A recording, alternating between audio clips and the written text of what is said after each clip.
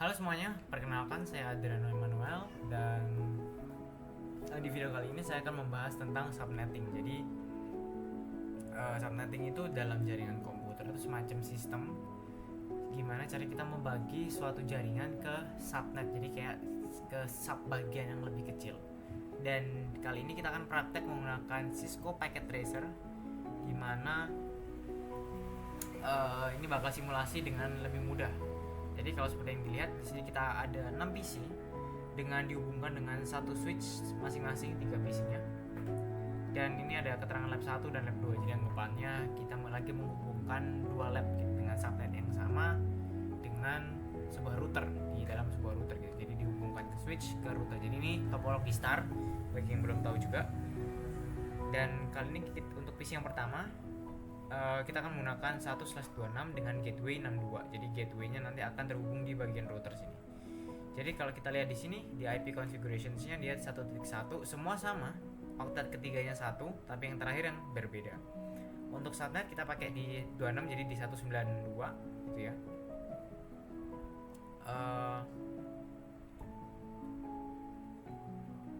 Dan untuk di cara dapetin 192 nih gimana? Jadi dari 256 kan IP itu bisa sampai 256 jumlah gitu kan.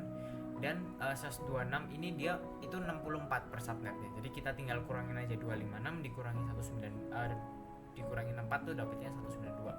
64 dapat dari mana? Kita hitung aja. Kalau dengan subnet /24 itu kita bisa dapetin user ataupun IP yang bisa dipakai itu 256. Kalau ke 25 apa /25 dia dibagi 2, ke 106 bagi 2 terus. Jadi yang pelah dibagi 4. Jadi 256 dibagi 4 itu kan 64 kayak gitu. Jadi bisa dapat 64. Nah, ini enggak tahu kenapa ada gambar suratnya. Dan kali ini untuk yang PC 2 sama. Jadi bedanya di PC 1 dan 2 ini ada gateway-nya. Jadi kalau kita lihat ini ada gateway-nya. Jadi dia sebagai pintu penghubung. Jadi gateway itu gunanya sebagai penghubung.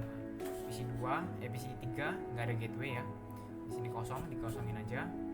Untuk PC yang ini 456 itu dia mulai dari IP-nya mulai dari 64 ya. Tapi 64 nggak bisa dipakai karena dia sebagai network. Kita mulai di 65 kayak gini. Jadi 65, 66, terus 67. Kita 126 semua. Cuman yang dikasih gateway cuma satu. Nah aku bakal tunjukin di simulasi kali ini perbedaan dengan adanya gateway atau nggak adanya gateway. Oke? Jadi kita akan langsung lanjut aja. Yang pertama kita coba kirimkan sebuah paket ya, dari PC 1 ke PC 3. Jadi masih antar PC. Aduh maaf ada kucing ya. Kita akan langsung play aja nih. Kok bisa ada dua nih. Kita ambil simbol video. Oh iya sebentar, sebelum itu kita perlu edit filternya. Kita centang aja SMP-nya dan juga masuk mode simulation ya. Awalnya kan real time. Oke, terus kita ambil ini, kita klik di sini dan di sini. Di PC 1 dan PC 3. Jadi pertama itu pengirim, kedua itu penerima. Terus aku bakal next, bakal kirim ke switch. Terus dari switch dia bakal dicari IP-nya dan masuklah ke PC 3. Dan karena ini komunikasi, jadi dia perlu dua arah. Jadi udah ditembak, dikasih sinyal, dia harus balikin gitu kan. Kayak kalian masa nembak ngajak jadian orang lain gitu kan. Kalian nembak tapi gak direspon kan sakit. Nah sama, kayak dalam dunia komputer tuh perlu direspon. Dan sudah dapat respon, diterima deh tembakannya kayak gitu. Ada centang. Oke, aku bakal riset lagi dan kita bakal coba untuk beda subnet ya. Beda subnet benar. Ini kan subnetnya 0 sampai 63, ini mulai dari 64 sampai 126. Berarti kita coba dari PC 1 masih ICMP. Jadi ICMP itu Internet Control Message Protocol kepanjangannya. Jadi semacam paket protokol untuk pengiriman pesan gitu antar komputer. Kita coba PC 1 ke PC 4 karena dia sama-sama ada gateway-nya. Dia bisa kita coba tembak. Yang pertama kita akan next, langsung dari PC 1 masuk ke switch, dari switch masuk ke router, dari router dia akan lanjut masuk ke sini. Nah masuk ke switch ini kan. Dari sini dia akan dicari di mana nih ya IP-nya sesuai dan masuklah ke sini. Bisa diterima nih. Nah ya kan ini ada tanda loading dan dia perlu dibalikin lagi kan. Nah dibalikin lagi dan balikin lagi, masuk lagi, ada jalur-jalurnya yang bisa kita lihat, dan terakhir masuk centang gitu ya. Jadi ini adalah komunikasi gitu kan. Anggaplah ini beda kota, kalian nembak jadian, nah lewatnya kayak gini. Dan juga jangan lupa juga router ini ada penghubungnya. Jadi di awal itu kalian hubunginnya sebisa mungkin manual ya. Jadi dari switch pilih satu port, terus hubungin ke yang 00, 0/0 ini. Terus yang satunya untuk yang switch yang kedua ini masukin ke 1/0, jadi biar gampang. Jadi yang 0 ini berarti untuk interface yang kiri, yang satu ini yang kanan. Yang 00 kita kasih ini 62 ya, 1.62, subnetnya sama, dan jangan lupa untuk di onin ini port statusnya. Jadi sama satu lagi yang di fast ethernet ini untuk yang lab 2 itu dari switchnya kasih IP-nya ini /26/26, terus dia 1.126. Nah ini udah kita reset, terus kita hapus.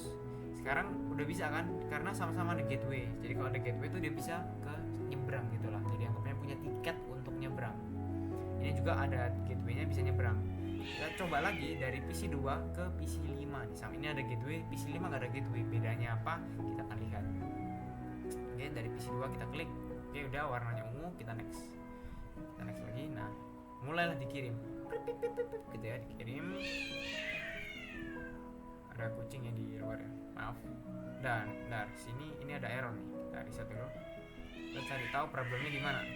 Apakah IP-nya oke, ini sudah masuk gateway-nya dan segala macam. Kita coba ulang lagi. Seharusnya aman. Kita coba lagi pem. Kita cek routernya juga yang fast ethernet 00 1.262 ini gateway-nya dicek ulang 1.62 sama. Kita next. Oke. Dari sini kita next lagi ke PC 5 ya, jangan lupa. Oke, masuk dari sini, kita next lagi. Tadi mungkin ada kesalahan ya. Dari sini dia akan masukkan nih PC yang ke 66/126 ini. Bisa keterima. Tapi ada catatannya nih. Dia kan silang. Kenapa silang? Karena dia mau ngirim balik, dia nggak bisa. Karena dia nggak punya tiket untuk kembali. Jadi si ini bisa ngirim pesan ke sini, tapi dari penerima nggak bisa balikin pesan. Jadi itu bedanya kalau ada dan nggak ada gateway gitu. Jadi kita akan coba lagi gitu ya. Terakhir adalah sama nggak ada gateway, kita coba. Jadi PC 3 nggak ada gateway, kita ke PC 6 deh, belum dipakai gitu kan. Kita next. Dan udah nggak bisa nih, di awal ini udah silang gitu kan. Jadi itu karena memang dari awal udah nggak bisa, karena dia nggak punya tiket untuk nyebrang kayak gitu. Jadi itu adalah perbedaan dengan gak ada gateway. Oke. Dan terakhir kita akan cek trace ya, kita akan nge-trace jalurnya. Jadi misalkan nih kita coba PC 1, kita akan trace root ya. Oke, kita masuk ke command prompt salah. Oke, kita masukin, kita ketik trace rt gitu ya, root itu. Terus kita ke PC 3 gitu, kita ketik 192.168.1.3.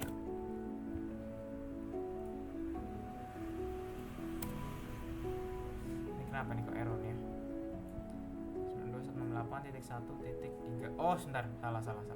Ini harus masuk ke mode real time dulu. Nah, baru bisa. Nah, bisa. Harus kita coba ulang lagi ya. Nah, bisa, harus masuk mode real time teman-teman ya. Udah selesai. Jadi dia rootnya cuma gini doang. Kita coba dari sini ke PC 4. PC 4. Kita lihat PC 4 adalah yang ini, 65. 1.65. Kita enter. Oh, salah. Trace root ya, titik 65. Nah, yang pertama dia akan lewat ke gateway-nya ini dulu, router ini, yang jalur ini. Terus dia baru ke PC ini. Oke. Kita akan coba lagi, tapi dari PC 2. Kita coba PC 2 ke PC 5. Ini kan gak ada gateway nih, bisa gak nih? Seharusnya bisa. Trace root PC 5 ya, berarti 192.168.1.6. Nah, ini mode real time kan ini. Bentar, ada error dan tampaknya dia nggak bisa. Jadi titik karena ternyata nggak ada gateway-nya. Karena balik yang aku udah bilang tadi, RTO dia. Karena butuh respon gitu. Dia udah ngirimin sinyal, dia butuh dikirimin balik sinyal. Dia butuh kepastian gitu kan. Jadi kayak sekali lagi dalam hubungan itu butuh kepastian, butuh di chat balik gitu kan. Masa ngechat doang tapi gak ada responnya gitu kan, nggak enak gitu kan, gimana gitu rasanya. Terakhir kita akan coba, kita Ctrl C untuk matiin PC 3 ke PC 6. Kita coba ya. sama trace root ya, trace RT disingkat 192. Ini sama nih, bedanya nggak ada restu orang tua. Nah kita enter, sama, dia malah nggak ada gateway-nya. Tadi kan kalau yang PC2 dia kan muncul, yang pertama ini kan muncul gateway-nya yang titik 62. Ini nggak ada gateway-nya, dia nggak bisa keluar nih, udah keluar, udah nyantol lah anggapannya gitu kan. Kita matiin aja, dia udah pasti RTO. Jadi kita akan lihat RTO udah request timeout. Kita coba tembak ke PC1 pasti bisa, langsung muncul. Tapi kalau dia keluar dari sini nggak bisa. Jadi subnetting itu kayak gitu. Jadi kita perlu juga ngasih gateway-nya untuk gimana dia keluar, terus gimana pembagiannya dengan /26. Paling gampang sebenarnya /24 gitu. Cuman boros gitu kalau pakai /24. Jadi sebisa mungkin diperkecil lah untuk menghemat IP gitu kan, biar gak buang-buang. Kalian punya duit masa dibuang-buang kan enggak gitu kan. Sebisa mungkin diminimalisir. Jadi sekian dari video kali ini. Terima kasih.